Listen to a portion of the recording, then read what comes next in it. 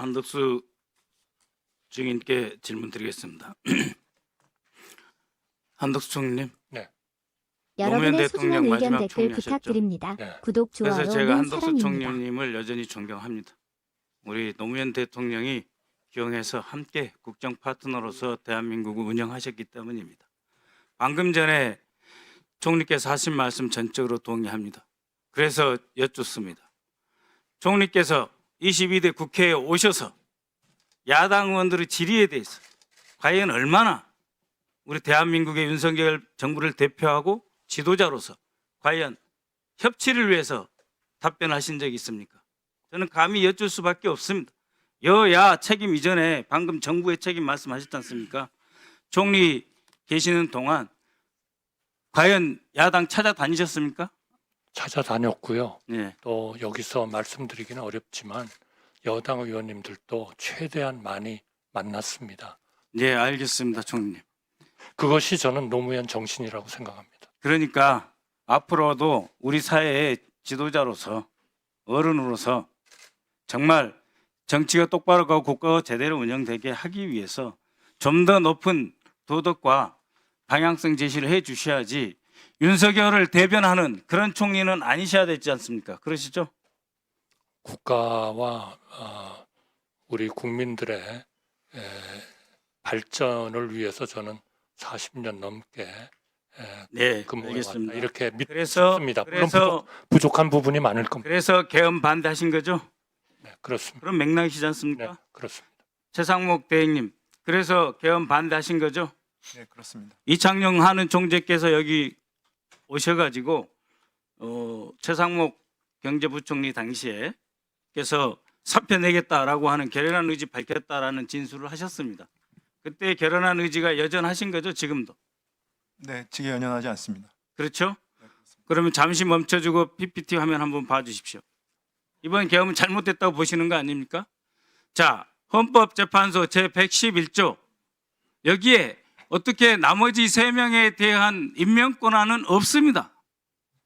이 절차를 처리해야 될 의무가 있는 것입니다. 그렇지 않습니까? 재판관 중 3인은 국회에서 선출을 한 자를 임명한다라고 되어 있습니다.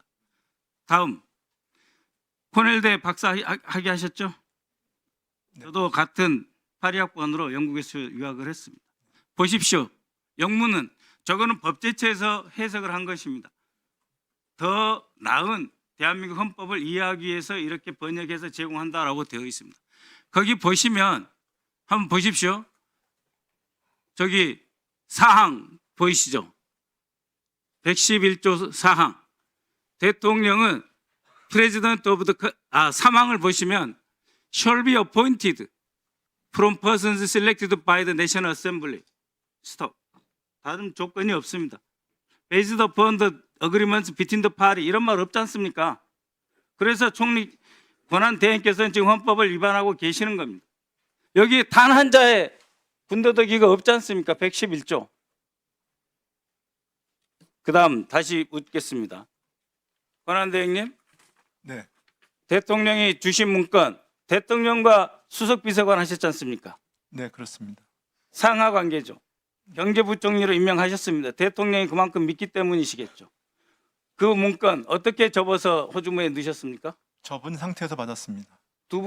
어떻게 가로로 접었습니까? 세로로 접었습니까? 뭐 설명을 드리기는 그런데 아니 그래서 쪽지 형태로 접었습니다. 그러면 접혀 있는 상태 이 그 쪽지를 접혀 있는 받았습니다. 상태가 세로입니까? 가로입니까? 가로입니다.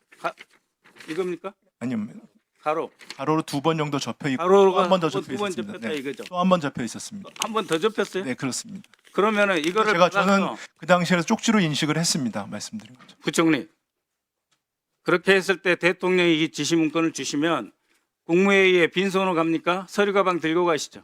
저는 그때 사복으로 갔습니다. 사복으로 가셨습니까? 네, 그러니까 더더욱 국무회의가 아니었겠네요. 그죠? 저는 사복으로 갔습니다. 그래서 이렇게 접어서 밑에 분한테 주시고 그 다음에 이런 상태의 문건을 펴가지고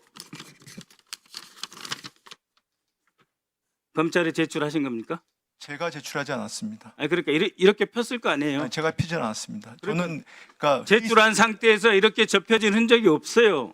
아니 근데 그 뭐 저는 그 밑에 분이 이거를 다리미질 해가지고 펴가지고 다시 작성해 제출한 그거는 거는 뭐 차관한테 물어보시면 될 텐데요. 접은 아니 상태에서 그러니까 받으신 분이 아까 제가 드린 총리니까 제가 질문 드리는 거예요. 저는 저기 지금 말씀하신 자료가 뭔지 모르겠거든요. 그러니까 보신 자료가 접히지 않은 자료라는 게 무슨 뜻인지 모르겠고요. 저는 예, 그거 기억에 확인하겠습니다. 따라서 그러니까 받은 예, 거를 확인될 갖다가 겁니다. 했던 것입니다. 네. 그러니까 지금 경제부총리 기억한 거는 거의 이 정도로 접혀져 있다는 거 아닙니까? 네.